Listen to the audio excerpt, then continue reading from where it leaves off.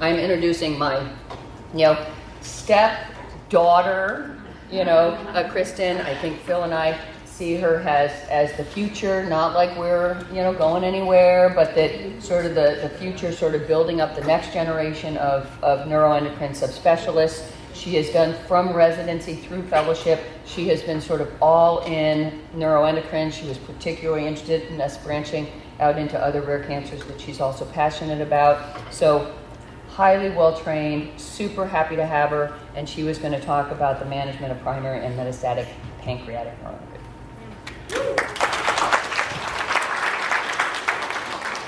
Thank you so much. As Dr. Maluccio said, I am so delighted to be here. I came here specifically just to get to work with these phenomenal surgeons of this phenomenal group. As Dr. Maluccio mentioned, I've traveled all over the country, but I came here specifically because of the incredible opportunity for me as a young surgeon and being able to develop research and treatment for this specific type of cancer. It's just a dream come true for me. So I'm so happy to be here, and thank you so much for including me today. So I will be talking a little bit about pancreatic neuroendocrine tumors, which are really their own special class of neuroendocrine tumors.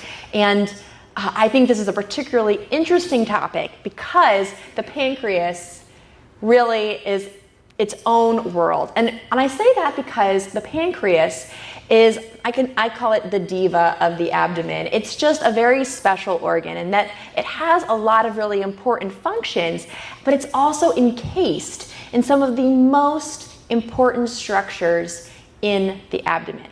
So you can see in this picture here that yellow cobblestone-y appearing organ. This is the pancreas here. It's nestled behind the stomach and very close to the sweep of the very first part of the GI tract of the intestines, which is called the duodenum. The bile duct, taking all of the bile from the liver, runs right through the head of the pancreas here, comes out into the duodenum. And it's right in front of the most important giant blood vessels that provide blood, nutrients, oxygen to the rest of the bowels. So anatomically speaking, the pancreas is very special. And it's also special because of the functions that it performs. So one of the major functions of the pancreas is to produce enzymes that help us digest the food we eat. And it makes those enzymes and it dumps them out into a duct that then takes them straight into the duodenum, that first part of the intestines, to be able to meet with the food that we've just consumed, our breakfast, whatever it is that we just had out there for delicious snacks, and be able to digest that so our body can absorb those nutrients.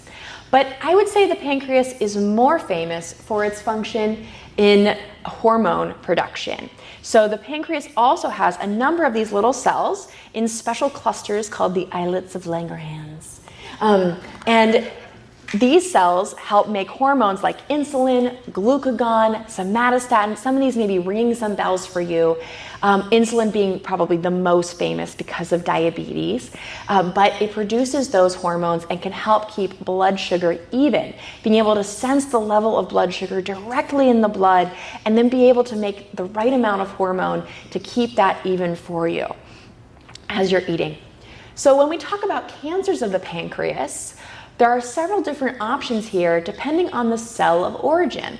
So when we talk about what I call garden variety pancreas cancer, the type of cancer that's typically in the news is pancreas cancer for some celebrities like Alex Trebek, is a very difficult type of cancer. But that's coming from, you got this, okay, the pancreas duct. Those cells make the cancers that's garden variety pancreas cancer. If the cancer comes out of the bile duct as it runs through the head of the pancreas, then it's its own special kind called cholangiocarcinoma, different from what we're talking about today. But when it comes from those hormone-producing cells in our islets and the neuroendocrine cells within the pancreas that have these other functions, these hormonal functions, that's when we start to talk about pancreatic neuroendocrine tumors. So we'll just say pancreatic neuroendocrine tumors, or PNETs, as we like to abbreviate them, because that's a lot of syllables to say. But when we talk about PNETs, we're talking about these special tumors arising from these hormonal cells. So what are the different types of PNETs? Well, we really divide them into two major buckets, functional and non-functional. And the functional bucket are tumors that are arising from these hormone-producing cells that retain their ability to produce that hormone. So, for example, a tumor that comes from the type of cell that produces insulin and grows and starts to produce excess insulin would be expected to then produce symptoms related to excess insulin production. Same with the opposite, like the stop hormone on that insulin called glucagon. So when we see functional tumors, they're actually associated with a huge number of different, very prominent symptoms related to the excess hormones that tumor is producing. So maybe if you're producing insulin, you would have symptoms of low blood sugar, hypoglycemia. Maybe you feel lightheaded, dizzy, angry, irritable, poor energy, weight gain. Maybe if you're stopping your pancreas from producing any insulin by producing a lot of extra glucagon, you're going to have the opposite stuff, maybe even rashes and dermatitis that goes with that. So we're seeing these really outsized symptoms for potentially a very small tumor because of the power it wields with that excess hormone production. There are, though, of course, many tumors, many pancreatic neuroendocrine tumors that don't produce these hormones. And these are called the non-functional ones. But I don't want to pretend like those can't be symptomatic or can't be a problem. Those ones can still produce symptoms just from the nature of being in the pancreas. So any mass that grows in the pancreas is going to push on that stomach because the stomach is right in front of the pancreas. And so you can still get really unfun symptoms like indigestion, nausea, getting full really fast, maybe losing weight because you can't eat very much. If it blocks the bile ducts, you're going to get symptoms of bile buildup, where the bile is building up, backing up in your system, and ending up in the blood. That's when you get jaundice, yellowing of the eyes and the skin. Maybe your stools change color. They become a weird gray, kind of weird color. And then if it's in exactly the right spot, it can irritate the nerves that are right behind the pancreas too, especially if it's really big and it's pressing on those nerves. And that's when you can have pain related to those nerves. So just because it's non-functional doesn't mean that it's not causing trouble, but that's how we talk about these tumors, as functional, meaning producing those hormones, and non-functional, meaning they're not causing trouble through hormone production alone, but rather through all the other nasty things that they're doing. Okay, so how do we diagnose these tumors? Well, as you can imagine, for any of these tumors that are producing excess hormones, we can measure your labs and look for the hormones in the blood. And if there's excess hormone around, we'll be able to see those values in the blood. So lab draws is one way that we can get that information to be able to make this diagnosis. Beyond that, imaging is really the cornerstone here. We're going to be able to see, well, in most cases, we can see the little tumor in your pancreas or even the big tumor in your pancreas.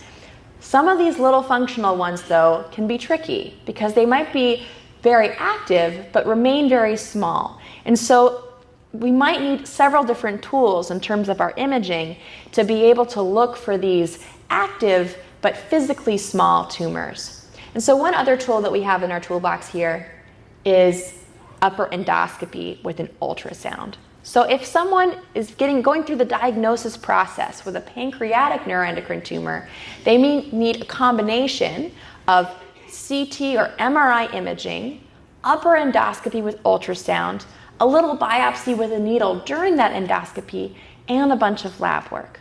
And sometimes, even despite all these tools, it can still be tricky because these functional ones often can be very small and still have outsized symptoms.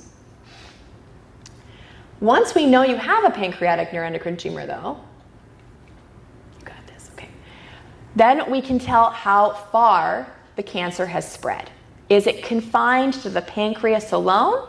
Has it spread to the lymph nodes around the pancreas? Or has it spread to distant organs, like the liver, which would be the most common spot for these types of cancers to spread. So in order for us to make a treatment plan, we need to know the extent of how much that cancer has spread within the body, so we can target those areas appropriately. And one of the tools we have to be able to do that is a special type of imaging called the dotatate PET, which uses special receptors unique to pancreatic and other neuroendocrine tumors called somatostatin receptors, and takes a little label and attaches that to these receptors on the tumor to be able to light up on our imaging where those cancer spots are located in the body. So you can see in this picture here, this is a person. We're looking at them like I sliced straight through. So the arms, as my son reminded me, where are the arms on this person? They're not in this slice. So the person has arms, I promise. And we can see their head, right? Heart, lungs, and here's their whole abdomen. And they've got this glowing, super bright yellow spot right here in their pancreas where we can see their primary tumor. And we'd be looking for other bright spots in the lymph nodes around. Oops, go back. Go back. Thank you. Looking for lymph nodes around this bright spot, looking for spots in the liver here. Don't worry, there's not a giant tumor in this person's pelvis. This is the bladder. They're going to pee out that dye. So that's normal. Yeah. But this is a great tool for us that allows us to be able to look for all these different spots of disease. And I'm sure many of the people here have gone through this particular type of imaging because it's one of the best tools we have. Okay, so now we've named it. Just aim that this way? Yeah, that'll help you out. Haha, okay. So now we've named it and we've staged it, meaning we know how far the tumor has spread. And now we need to make a treatment plan. Now we're going to treat it. And the way that we're going to treat that is going to be completely dependent on whether or not the cancer is localized to the pancreas or if it has spread to other parts of the body. Often, really, the liver is the big one we worry about because having these spots in the liver really have an outsized impact on this person's life trajectory. So we really worry about the liver a lot. But based on that information is going to be determining what we're going to do to treat it. If it's localized to the pancreas, we've got all the tools. We got all the tools. Now, I don't want to say that it makes it easy, but if it's possible, we'll be able, probably, to take it out with surgery. Now, great. If it's metastasized, if it's spread, surgery may still be one of the tools in our toolbox, but we're going to need to make a plan that addresses all of these sites of disease. Okay?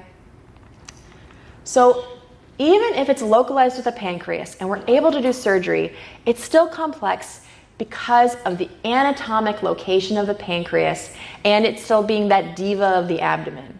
So even if we're able to do surgery, this is still a complex situation. When the tumor is in the head of the pancreas, and I say it that way because we kind of think of the pancreas as Dr. Maluccio likes to say like a fish, where it has a head, a body, and a tail. If the tumor's in the head of the pancreas, then in order to get that out, we can't just take out the head of the pancreas. We also have to take out that sweep of the first part of the small intestine that's right there and shares a blood supply. We have to take out the bile duct, which runs through the head of the pancreas. And we're going to have to end up cutting the stomach to get that first part of the small intestine out. So just taking out that head of the pancreas, we will actually need 3 new connections to allow this person to be able to eat food normally, digest their food, and carry on with life. So you can see that here in this picture, where we have to make this cut. We get all of this stuff out, and now we have to make new connections between the pancreas duct and the intestines to allow those enzymes to drain into the intestines to help digest food. We need to make a new connection between the bile duct and the intestines to allow the bile to flow and help do what it's supposed to do, which is break up and emulsify fats so our body can digest those. And we need to connect it to the stomach so that when you eat food, it comes down through the esophagus, through the food pipe, goes into your stomach, and has somewhere else to go after that. So, big deal of an operation, and pretty tough on folks. Even if we don't have to take out the head of the pancreas, even if it's in the tail of the pancreas, it's still very close to the spleen here. And in order to get out the lymph nodes that might be associated or even have cancer already in them, we typically have to take out both the tail of the pancreas and the spleen at the same time. So there's no free lunch here. One of my pet peeves is when people say, can't you just do surgery? Well, I guess I can just do surgery, but it's a big deal for the patient, for the doctor, for everybody. So not an easy spot to operate on, but one that we do very frequently, and people can still do great even after these complex operations. So could we just not do the surgery? We just talked about how complex and big of a deal it was. Can we just not do it? Well, it depends. For really small ones that haven't spread, we might be able to watch them for a period of time, as long as they're not doing anything else negative like causing symptoms. No symptoms. If they're producing hormones that are causing a lot of symptoms for this patient, then leaving them in place and letting them continue to just make you have blood sugars that are through the floor or causing rashes or changes, that's not okay either. So we don't want it to be causing symptoms. We may also be looking at your lab values, and if it's causing a lot of trouble with other types of production of materials in your system, then it's probably not a great idea to leave it either. And in some cases, it may not be safe or possible to safe, possible, or helpful to actually remove the tumor because of where it's located or what else it's involving. And in that case, we need to use some of the other tools in our toolbox. So this is an individualized decision. So what happens now when it's metastatic? What about when it's spread? Well, we still have a lot of tools in our toolbox here. The first, of course, is surgery. I mean, here we are. I'm a surgeon. My partners are surgeons. We love surgery. So we chose it because we love it. If possible, we do love to be able to get these tumors out of the liver using surgery. It makes sense. It's logical. And if they're resectable and leave the person with enough liver to be able to do the important jobs the liver does, then this might be a really great option. If it's not a great option to do surgery, we do have some other options though.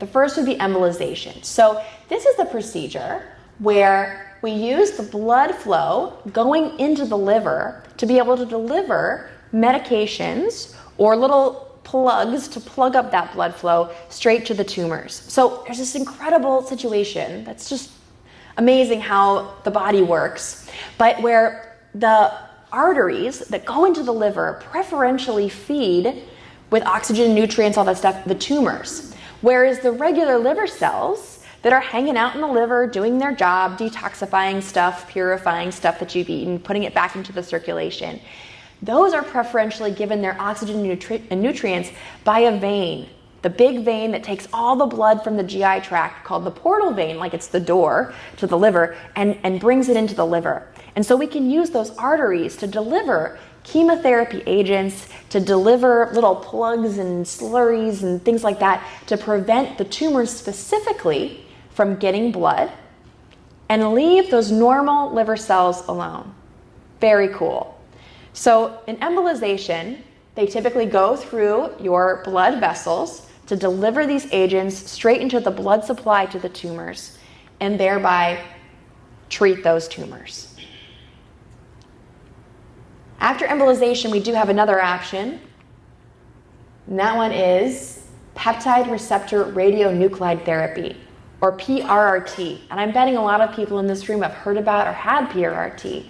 This is one of the newer treatments that we've been able to really get up and running in the last 5 to 10 years, where we basically take a little radioactive molecule and attach it to something that's going to track down that somatostatin receptor and bring that little radioactive molecule straight into close proximity to the tumor specifically, while leaving alone most of the other spots in your body. So we get the tumors specifically. Now,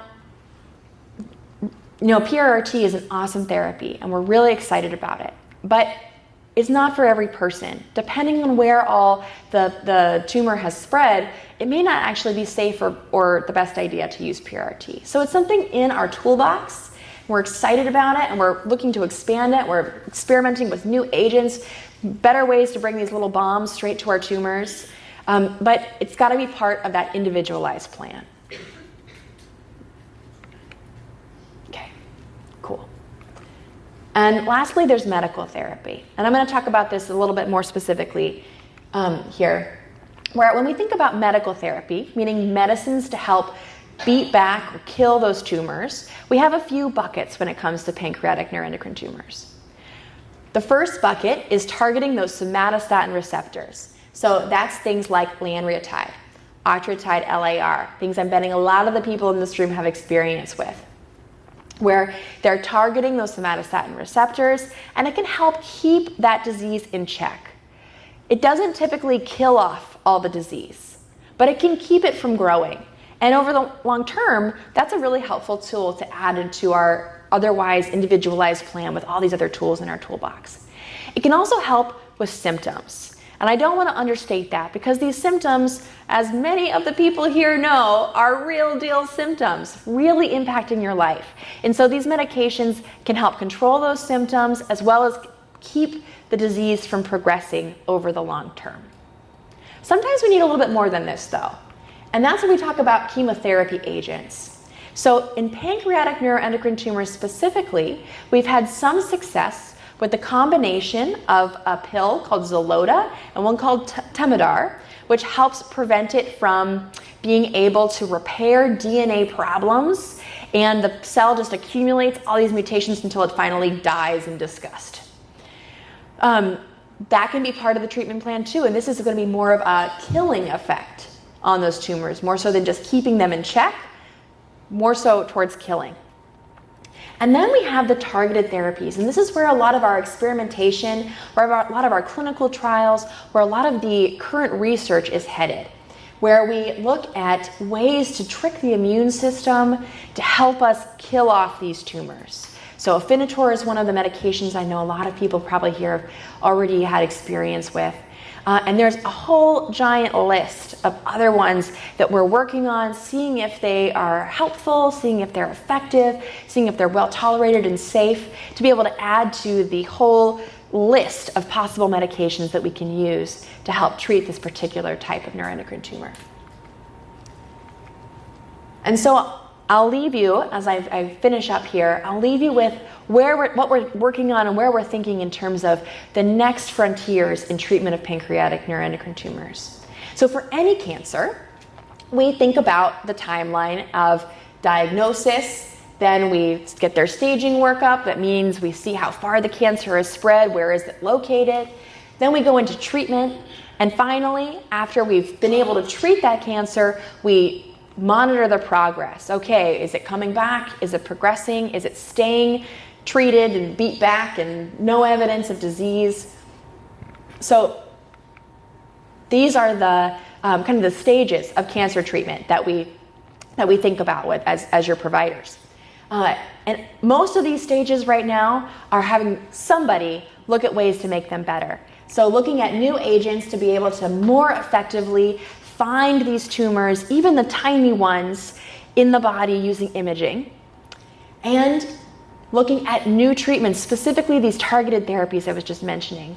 I was looking through all the clinical trials that are currently going on in pancreatic neuroendocrine tumors worldwide, and I can't even remember all the letters and different words that came at me, because there's so many different targeted therapies that are under investigation right now. Looking at old therapies that didn't really work before, but they were changing them up, or they're adding things. Looking at new combinations of medications, especially with Afinitor, adding other things to it, adding chemotherapy to Afinitor. How can we do this best? What's the right combination that's going to really work? And switching up our order of treatments. Does it work better when we give PRRT at a different time point? Should we be saving it for the very last thing that we have in our toolbox, or should we be giving it earlier? Should we be doing different combinations of chemotherapy first and then surgery? What's the right combo here that's going to give everyone the very best, longest, most awesome rest of their lives without that pancreatic neuroendocrine tumor? So, in summary, pancreatic neuroendocrine tumors are special. They are a nuanced treatment plan. Sometimes it's worth seeing multiple providers to really think about these ones critically. A second opinion is helpful in peanuts. I think that's great because these are complex. The surgery is complex, the treatment is complex, there's a lot of variability, and we want to make the very best plan for you that we can. And so with that, thank you so much for your attention. It was such a delight to get to be here today, and I'm happy to take any questions.